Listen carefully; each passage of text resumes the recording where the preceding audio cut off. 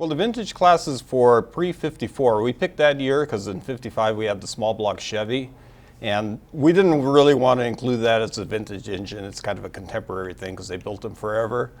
So we get weird stuff like Packards and old Y-block Fords, Lincoln Motors. We even had something called a Mel, which was a Mercury Edsel Lincoln. It's crazy the stuff guys can do with really, really old junk. So I like it a lot. I don't know. I think the thing is there's a certain challenge because there's almost no aftermarket support. So guys have got to be really, really clever and adapt stuff. 331 cubic inch, Y-block Ford.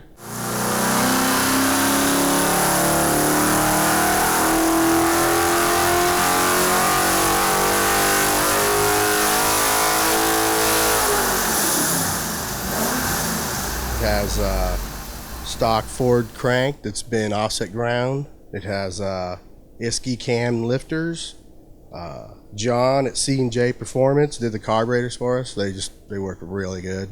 So that this particular manifold design, there's not many of them that's been built.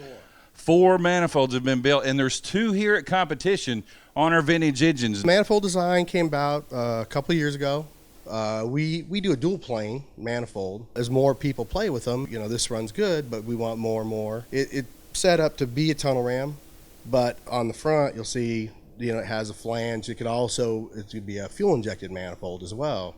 You try to open ourselves up to more than one market with one piece. Well, Ted Eaton, he came in here with a Y-block Ford, and his goal was really to outdo what Causey did last year when he won the class with the Y-block.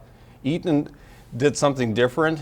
The Y-block has a really unusual head layout. It's got stacked ports where the intake port runners are one on top of another instead of side by side like a regular motor. Now, Causey's approach was to just hog everything out of the head and make his own ports. Like I said, you really innovated in this contest. Eaton said, well, you know what?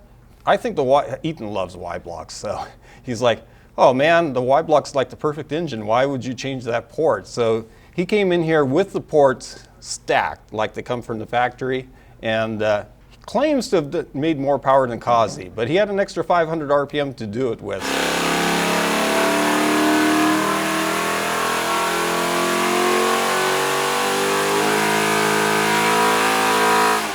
I really like the Mel.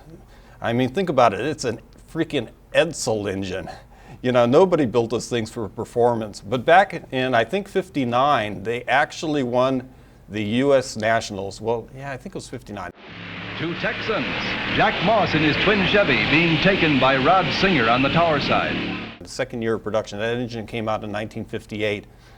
Some guy, Rod Singer from Texas, stuck that thing in a dragster, took it to the U.S. Nationals, and won the event. So that was like the one time a Mel was like the greatest racing engine in the country. And coming into the traps is Rod Singer way out in front.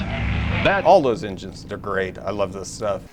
It's a 1957 out of a Mark II Continental, which was a custom-built engine by Ford for 2 years in 56 and 57.